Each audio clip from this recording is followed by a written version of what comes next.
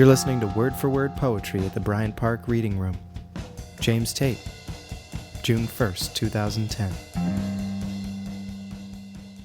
This first poem is called The Grandmother. I was walking down the street with a laundry bag over my shoulder when a kid stopped me and said, "What do you have in that bag, mister?" "My grandmother is in this bag," I said. "Why?" he said. "She was acting real bad last night, and I had to do away with her," I said. "I'm going to take her out in my boat and drop her in the middle of the lake." "Can I see her?" he said. "No, she's a mess," I said. "I don't care," he said. "Her head's all bashed in," I said. "I've seen worse in movies," he said. "Okay," I said. "Give me a second." I threw the bag on the ground and untied it. I opened it slowly. It was full of white feathers. The boy said, "There's no grandmother there." "I don't understand." "I swear she was there."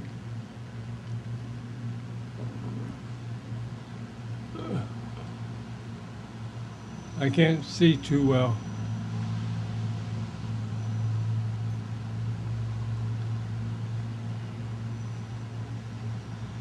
"I swear she was there," I said. "You're playing a joke on me," he said. "No, she was there. I swear it," I said. "Maybe she's gone to heaven and become a saint," he said. "She was no saint," I said. "Maybe she was a chicken," he said. "She wasn't a chicken," I said. "How about a turkey?" he said. "Not a turkey," I said. He thought for a while. "I've got it. An ostrich." "She was an ostrich," he said. "I think you're right. She was incredibly fast. Her mouth was hard like a beak, and her arms were short wings. She was an ostrich," I said. "What were you doing with an ostrich as a grandmother?" he said. "I don't know," I said.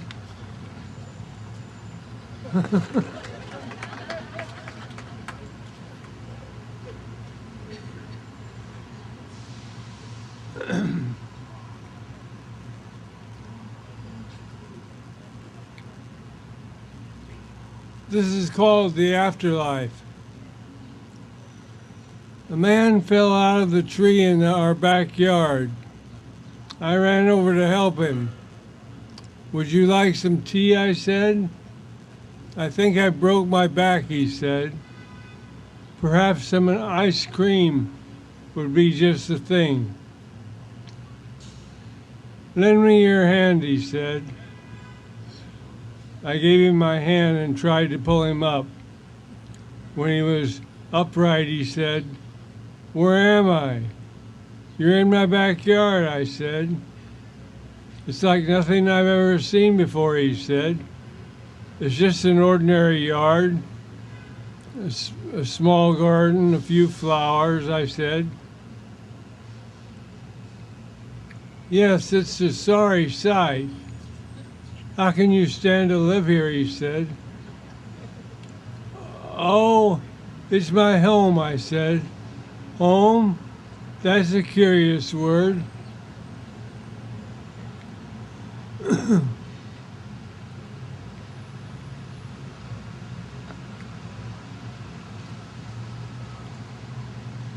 "Where do you live?" I said. "Live? Live? That's a funny question. I don't live anywhere." "What do you mean?" I said. I'm a dead man. I just float around. Well, I've never met a dead man. I'm pleased to meet you, I said. I think you're supposed to scream or something, he said. Oh no, I'm really pleased, I said. It's really kind of you to drop by. I didn't drop by, it was the wind, he said. Oh, then the wind dropped you.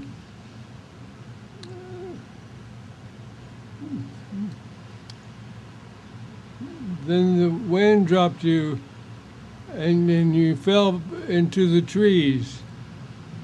How lucky for me, I said. You'll be going along with me, of course, when I leave. You'll never be coming back, he said.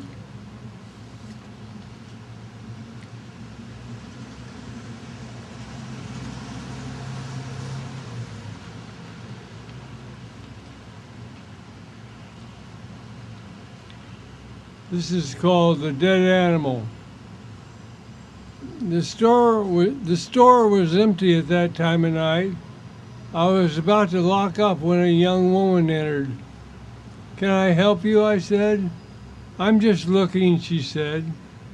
If I can help you with anything, just let me know, I said. I kept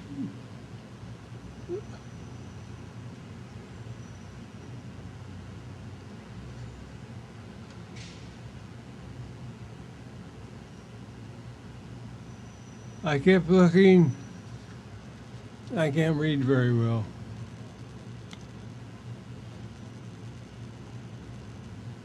She kept looking way past closing. I kept an eye on her. Finally, she said, "Would you mind trying this on for me? I think you're the same size as my father." Of course, I would be happy to, I said, and I put on a sport coat. It fit perfectly. It makes you look old, she said. I am old, I said. Not like that, she said. Here, try this one. I tried on the one she held to me. You look short, she said. I am short, I said. Not like that, she said. Try this one.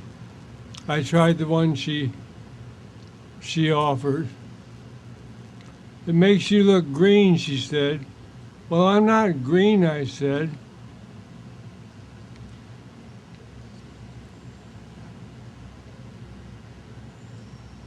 One more, she said. She handed me a coat. I swear it was made of an old wolf. I'm not going to try this on. It scares me, I said. Oh, please, it would mean so much to me, she said. Oh, all right, I said. I pulled on the heavy old thing. Oh, you look divine in it. It really suits you, she said. This ratty thing, I said. No, you look heavenly. Really, you do, she said. I feel like a dead animal, I said. She cozied up to me. Wait a minute, I said. I can't wait, she said, and threw her arms around me, kissing me.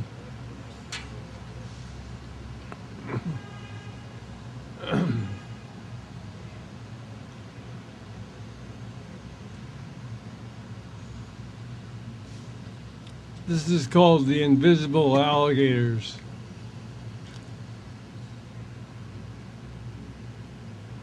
A little bit down the road, I met an old lady who greeted me with her hanky. I said, "Where's your dog?"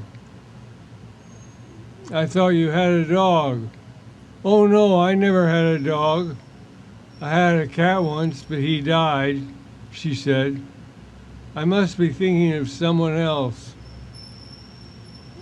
There is no one else, she said. What do you mean? On this street, I'm the only one without a dog, she said. Oh yes, of course you are, I said. In fact, I'm the only one without an alligator, she said. Now, wait a minute. I've never seen an alligator on this street, I said. Oh, you haven't been looking, she said. Well, I wouldn't have to be looking very hard to see an alligator, would I? They would bite you, she said. How do you get around them? I said. Oh, I have my moves. Besides, they know me, she said.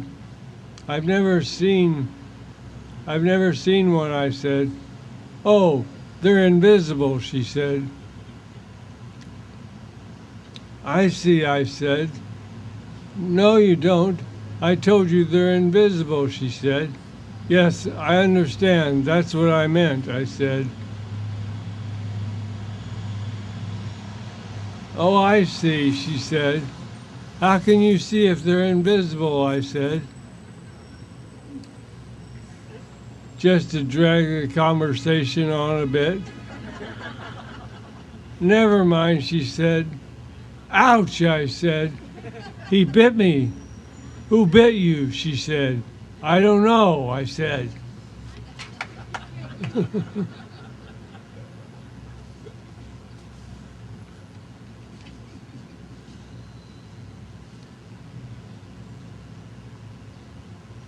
This is called the flag.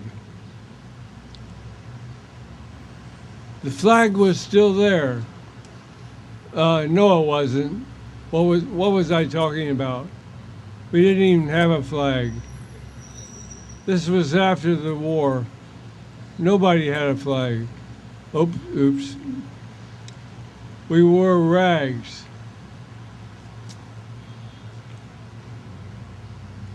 We roamed the streets like zombies, gathering scraps for our babies and old people. Every once in a while, we'd come across a turkey or a duck, or we descend on it like savages. I mean, a picture of a turkey or a duck. There was no such real animals left. We'd sit around the campfire and talk about the old days. Mostly, nobody remembered any. Somebody would say, remember when we used to play baseball in the park? And there would be a dead silence. Enoy, a former mailman, would say, I remember everything. Baseball, football, you name it. And Grizel, a former model, would say, I don't remember anything. It's like this were the only thing I had ever experienced. Hunger and searching for something I never had. Now, Granny said, times have been worse. Tell me when, Ben said. In my youth they were worse. I'll tell you that, Granny said. Well, I wasn't there, so I can't say, Ben said. They would talk like that until the last embers were sputtering. In the morning, we would start searching again. Someone found an old burning tire. Another found a dead crow. Things are looking good, someone said. Better than yesterday, another said. I found a flag, I said.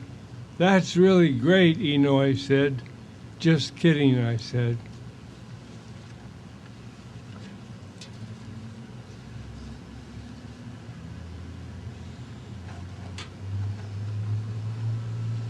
Well, is it raining? I don't know. No. Well, I'm hurrying.